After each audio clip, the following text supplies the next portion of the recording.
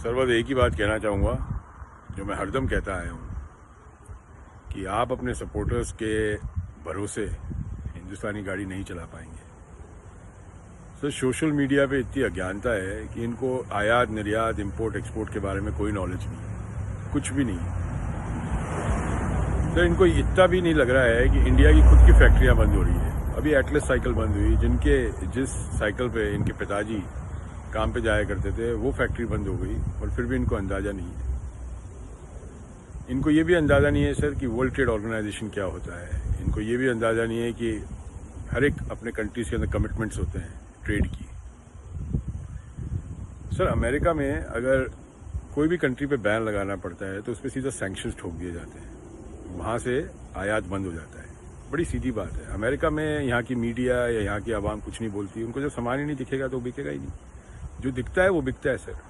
हमारे यहाँ सामान ये दिखता जाएगा, चीनी सामान दिखता जाएगा, क्योंकि हमारे अंदर एक बड़ी प्रॉब्लम है सर। मैं आपको सीधा सीधा समझा देता हूँ। आप किसी भी इंडियन से पूछ लीजिए जो अमेरिका आया और जिसने अपना बिजनेस खोला हो यहाँ पे। सर एक दिन के अंदर अंदर यहाँ पे कंपनी पूरी सेट हो जाती है, बैंक अकाउंट खुल जाते हैं, जितनी भी फॉर्मेलिटीज पूरी हो जाती है। यहाँ पे कोई भी हेडेक्स नहीं है। इंडिया में आज आपके सपोर्टर्स ही ले लीजिए, इतनी स्ट्रगल कर रहे हैं सर। आज उनको ही अगर कंपनी खोलनी पड़े तो कहाँ का धक्के नहीं खाने पड़ते। इंडिया में तो एक पुरानी कहावत है सर, जूते चप्पल ही की सोल ही गायब हो जाती है दफ्तरों के चक्कर खाते खाते। और सर बैंक का सपोर्ट जो यहाँ पे स्मॉल बिजनेस एसोसिएशन बोलते हैं उसको, SBA, जो $1 लाख का आपको कर्ज, मैं आपको रियल में बता रहा हूँ, 2 दिन के अंदर अंदर $1 लाख आपके बैंक अकाउंट में पहुँच जाते हैं। फिर दूसरा सर, इंडिया में ग्रास रूट लेवल जो करप्शन है उसको कम्पीट नहीं कर पाएगा, इसलिए इंडिया। तो इनको बताइए सर कि कभी भी किसी चीज़ को बैन करने से आप जीत नहीं सकते, आपको कम्पीट करना पड़ता है। सर अमेरिका सबसे बड़ा कंज्यूमर ड्यूरेबल मार्केट है, सबसे बड़ा। चीनी का सामान यहाँ खूब आता है, खूब आता है, मगर यहाँ कॉम्पिटिशन में उतरते हैं लोग। यहाँ पे ये ना बोला जाता है इसको बैन कर दो, ये कर दो। ये तो ये बात हुई सर, आज किसी का बच्चा इम्तिहान पे बैठ रहा है और वो बोलते हैं इम्तिहान को बैन कर दे तो तू जीत जाएगा। सर लो इंटेलिजेंस है ना, इंडिया को खा गई है। मैं आपको गारंटी करता हूँ लो इंटेलिजेंस खा गई है।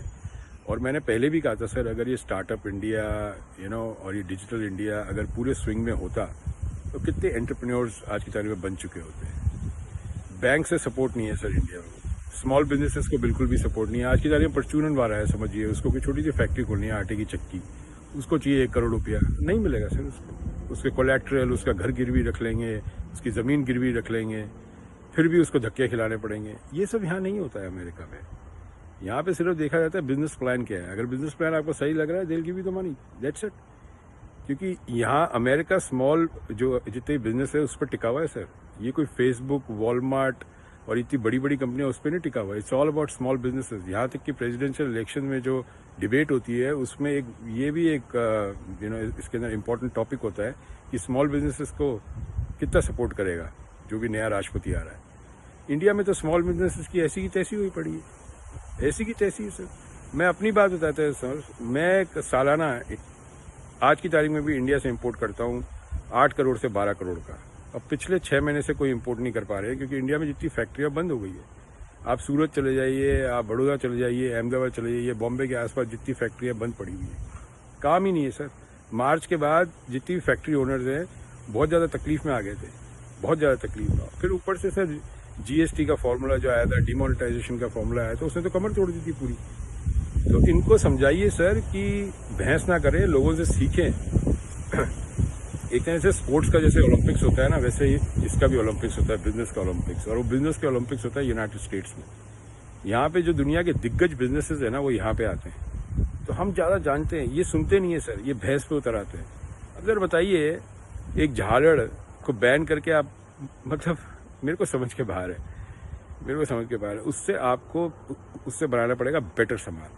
चाइना को आपको हराना है तो उससे बेटर सामान बनाना पड़ेगा। जहाँ पे चाइना एक्सपोर्ट कर रहा है वहाँ पे आपको एक्सपोर्ट करना पड़ेगा। जहाँ पे चाइना एक्सपोर्ट कर रहा है वहाँ पे एक्सपोर्ट करना पड़ेगा। इंडिया में इंपोर्ट से कोई लेना देना नहीं है सर। इंडिया को डॉलर चाहिए और डॉलर आते हैं एक्सपोर्ट से, इंपोर्ट से डॉलर जाते हैं। इनको समझ में नहीं आती सर ये बातें। तो सर मेरा एक ही आपसे गुजारिश है, इन लोगों को समझाइए, नहीं तो चीनी सामान का तो छोड़िए, क्या करना है उसका बहिष्कार करना ही नहीं करना, इनका बहिष्कार समाज में होना शुरू हो जाएगा, क्योंकि ये तो मरेंगे, औरों को भी चार लेके मरेंगे ये लोग। ठीक है ना sir, thank you so much, जय हिंद, भारत माता की जय।